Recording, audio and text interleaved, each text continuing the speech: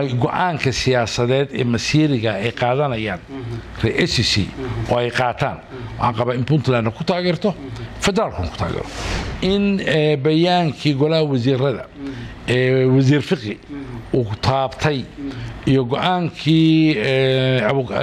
safiirkeena New York oo Abu Karbaale intuba ay tilmaamayeen haddana si qeexan dawladda federaalka inay u taabato re'isisi go'aanko ay qaataan iyo taladooda masiiriga say u qaataan in loogu taageero waxay aad anigu aan shakiba iga jirin xasuuq iyo madaafiic iyo 4 bilood ku dhawaad magaalo in madaafiic lala dhaco diin iyo caqli iyo dawladnimo iyo sharci caalami oo fasaxaya oo haddana ka dhigay inaayan consequences aan lahayn waan la isaga daba tagi doonin ma filayo inay meel ka jirto habeenna weydgaraadadu waxay soo saareen bayaan aad u qurxoon go'aamay qaateen dhaqanka deegaankan iyo Puntland waxa lagu yaqaanaa marjac u dambeeya oo la qaato oo maxkamad ka sareysa dawladdu waa ismada SEC halkaas soo istaageen mas'uuliyad been is saareen waxa qabaan la qaato garaad Ismaaciil iyo Cabdishaaq garaad Soofe wuxuu ku baaqay garaad Jaamac in ay arinta loo daayo lagana wasugo ka waran taas waa amar qaadasho amar ay bixiyeen oo aan wax muran ah iyo wax hadal ah waa in la qaato aynu meel iska dhigno xuduudo iyo gaalba halkaan yiri sida Soomaalidu ay u wada deey karto oo ay dawladnimo u wada dhisan karto oo ay isu fahmi karto iyo inta isu fahmi kartaa weeye mowduuca laga hadlayaa ma ahan gaalba halkaan ay shaqay gaalba halkaan ay dhigay Jubbaland sayidka hadda aan u dhaqano dhulka Soomaaliya iyo Jamhuuriyadda Soomaaliya waxay ku soo beertay 1924 Kenya ka tirsanay wabiga Jubba ayaa inta xagga ka waa loo oran jiray Ultra Jubba 1924 baa dawladda Ingiriisku dawladda Talyaaniga ku soo wareejisay maanta haddii deegaankaasi ay yiraahdaan Kenyadii baan u noqonaynaa macquul ma tahay waxa qaadaya مسؤولين سوماليلاند هوغانك سياسة هوغانك ciidanka waa hubaal hadayna maanta noqon 10 sano noqon 20 sano noqon aan noqoto maalin inay imaanayso lagu xisaabtamo laguna xisaabiyo dadkii mas'uuliyadda madaafiicda joogtada radiyay inay imaanayso waan hoggaanka siyaasadda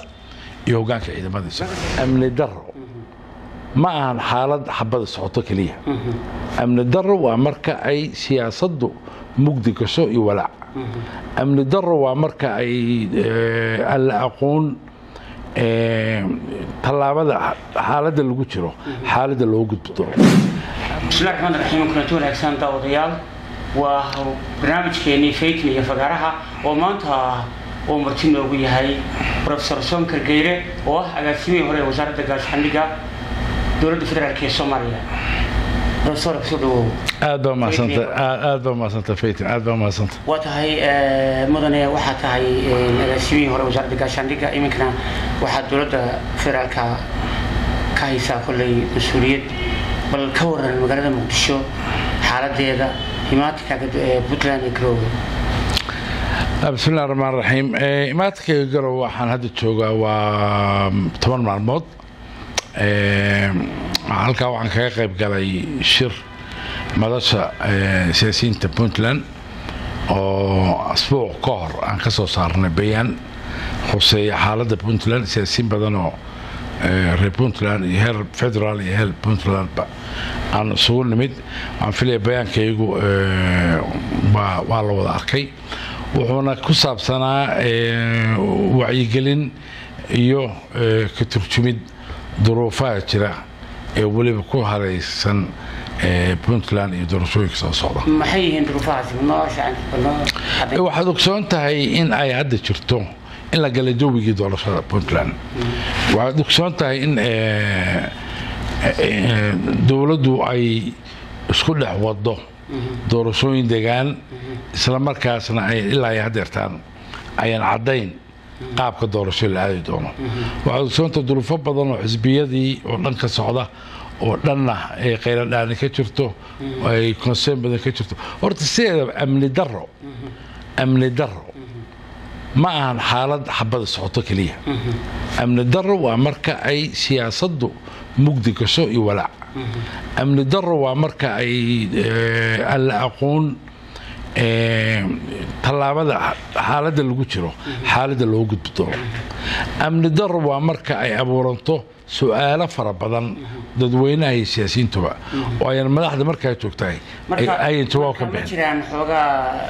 maalintii daweyde aragti kala duwanaanshihii reer puntland garowga ka dhacday xal aad u samayseen taasi bayaanka iyagu wuxuu ahaa dhacdadii ciidamaysanayd oo maalintii habeenkii dhawey dhacday way ka horreysay waxyaalahan ka diganayna ka mid ahayd oo waxay muujinaysaa inay waxyaalihii markaan ka hadlaynay inay hordhac u tahay ama ay duruufaha amni darrada ay imaan karay ay tahay welina xaaladahaasi ma dhammaan halkoodii waa ogsoonahay in doorashadii salaatiiqdii ilaa iyo xalayto ay ku jireen hadalhayn badan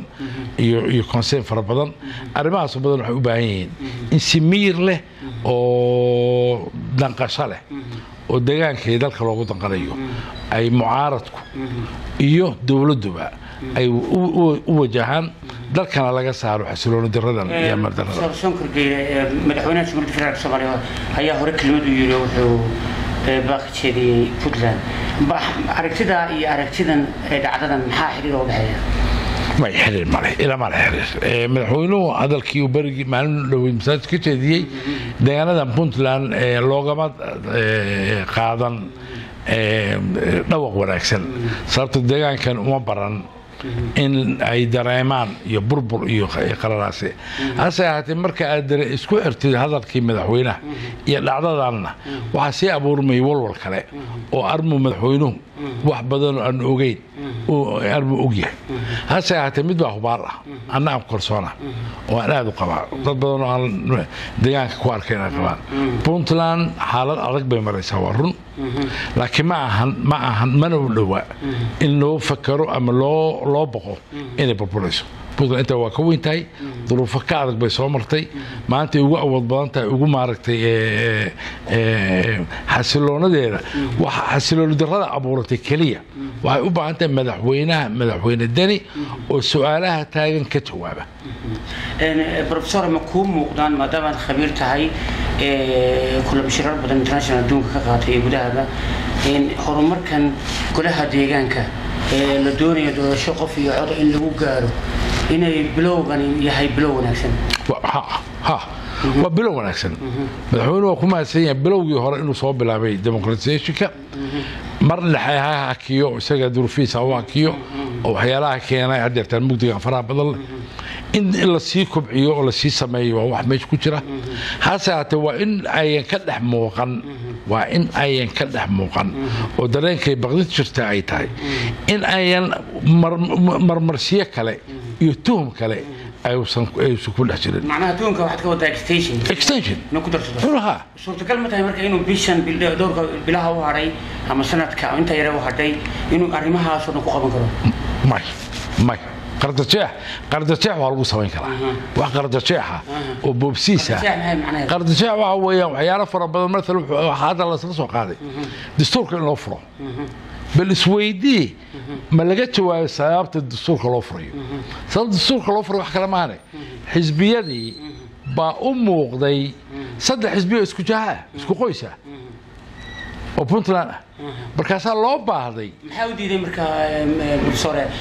inay dad kale soo sharaxaan xisbiyadan soo sharaxaan maxaa ka qoys kale waxa ka dhigay fiir sad iskooyto xisbi ahayd xisbiyada laftigooda waa kala jabay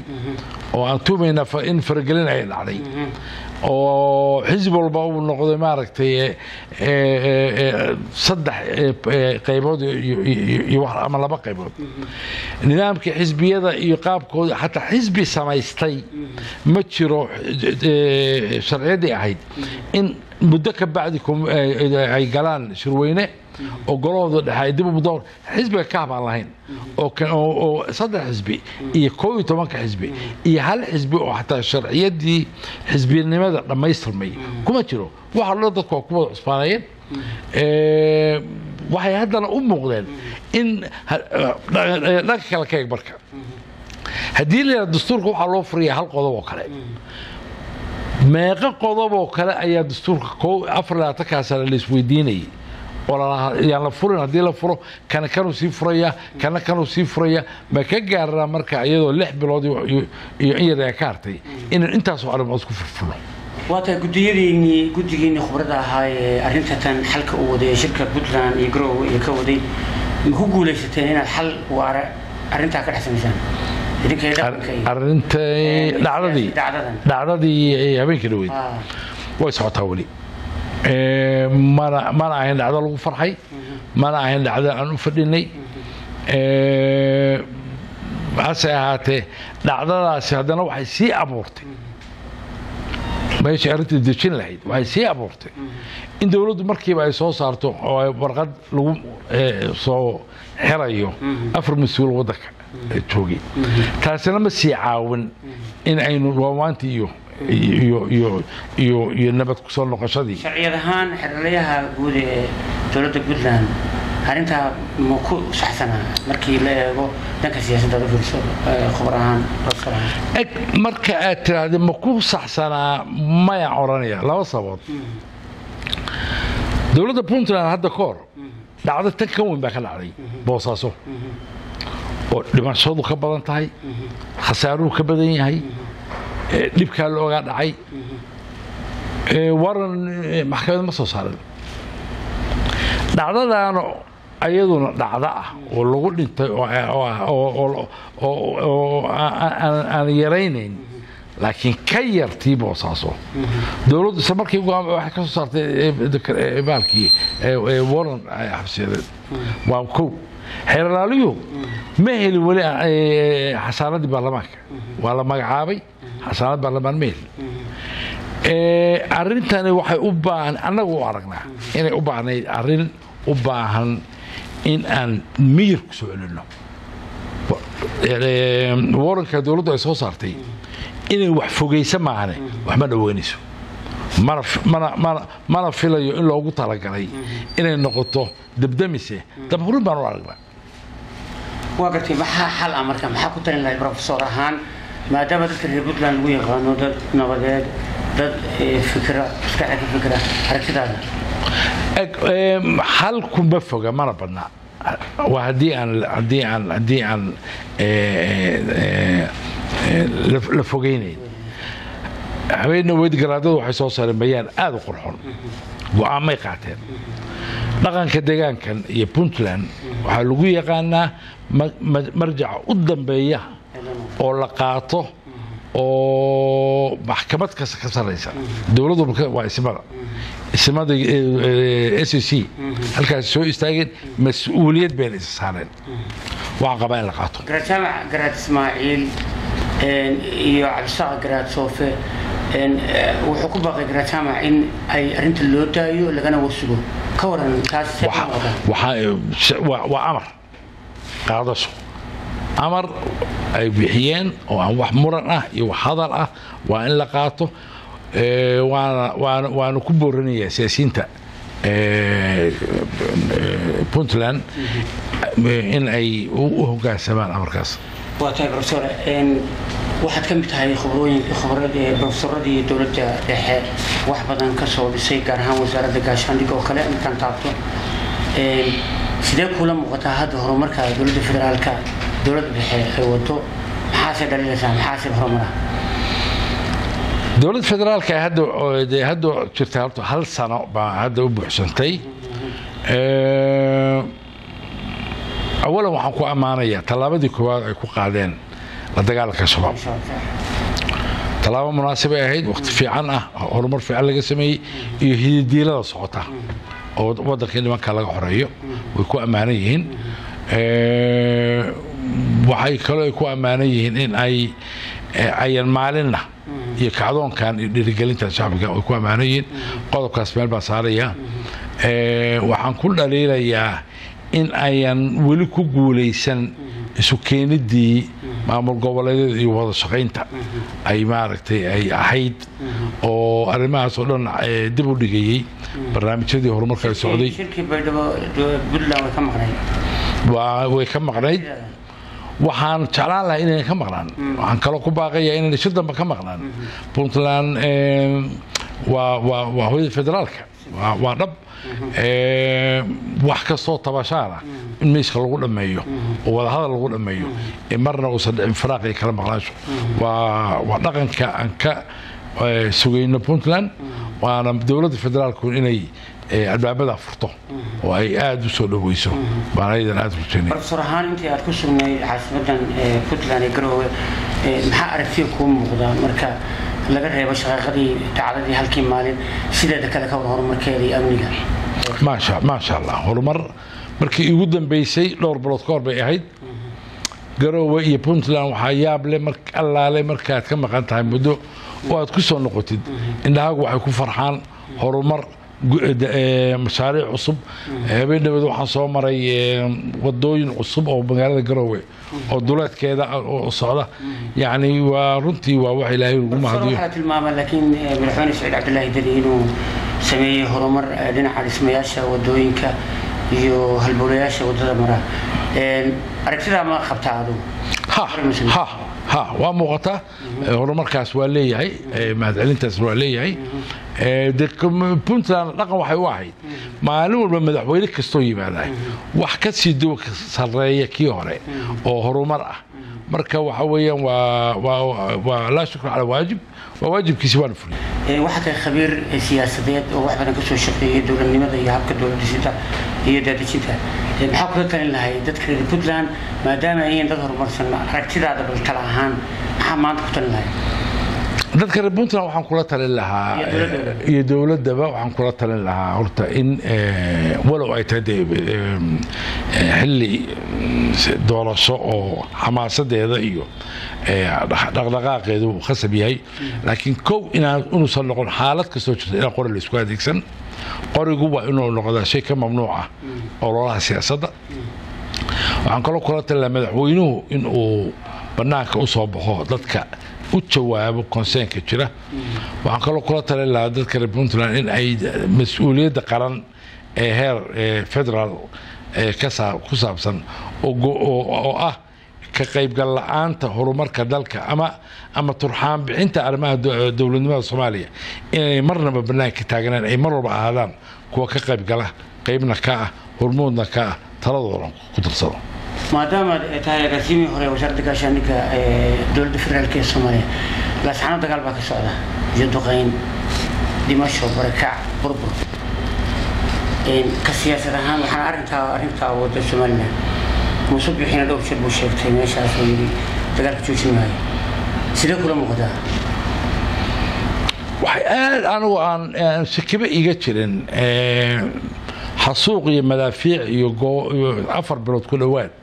magaalo in madaafiic lala dhaco diin iyo caqli iyo dowladnimo iyo sharci caalami oo fasaxaya oo haddana ka dhigay inaayan consequences aan lahayn oo aan la isaga daba tagi doonin ma filayo inay meel ka jirto qodobka labaad oo ah xuduud baan soo aftaraya oo xuduudda Ingiriiska aan ku taaganahay xuduudaha gaaladu inoo dhigtay gobolada dhexe waxaa jira xuduud Lina Tomazelli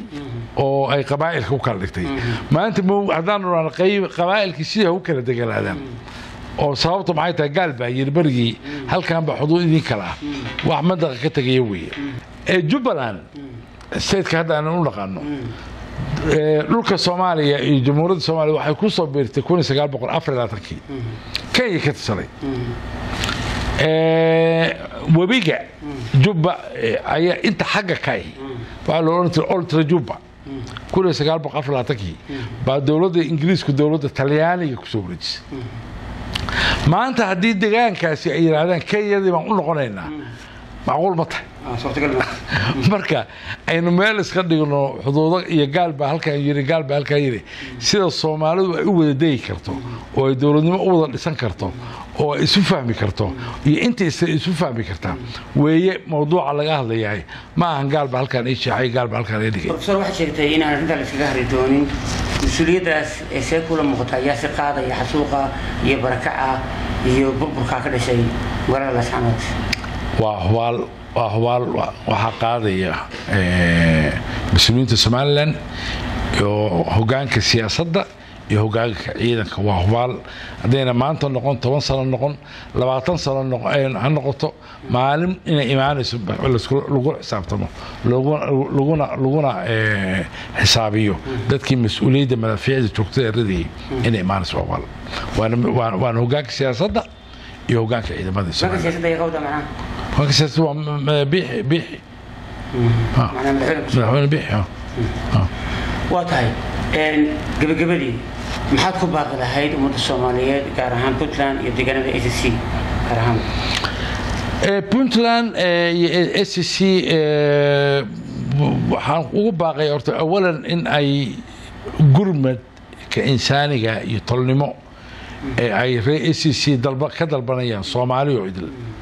iyo Puntland maadaama ay ugu sii dhow ma midnimada Puntland may waxaan ka wada gurmadka ay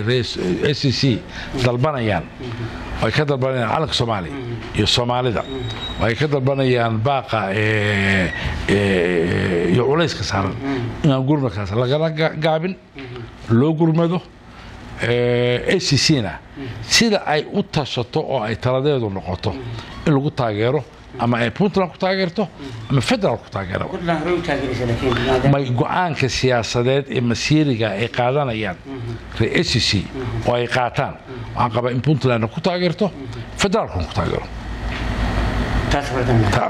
go'aanka masiiriga ee SSC gacantooda ku jiro sida ay ku soo saareen baaqoodii ahaa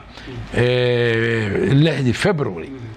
ay yiraahdeen annaga ayaa taladeedii low dib oo la soo noqonay go'aanka madaxweyne Jilani ku dhawaaqay oo yiri sida ay dalbadaan baan anaguna kuwa taageerayna sidoo kale war cad dawladda federaalka ah inay saas oo kale inkastoo aan ilmaamayn in bayaankii golaha wasiirada wasiir fiqi uu taabtay iyo go'aankii safiirkeena New York oo Abu Karbaale intuba ay tilmaamayeen haddana si qeexan dawladda federaalka inay u taabato SSC go'aanko ay qaataan iyo taladooda masiiriga say u qaataan in loogu taageero dawladda federaalka iyo Puntland aba ku kala duwan yihiin raasana mayaan filaya mayaan rajaynaya waxaan taa ku soo gabagabeynaa barnaamijkeena Faykin iyo Fagaaraha oo maanta martii noogu ahaa Professor Sonkar Geyle oo aan ku qaadnay magaalada Garowe. Aad ma sanad ku soo. Aad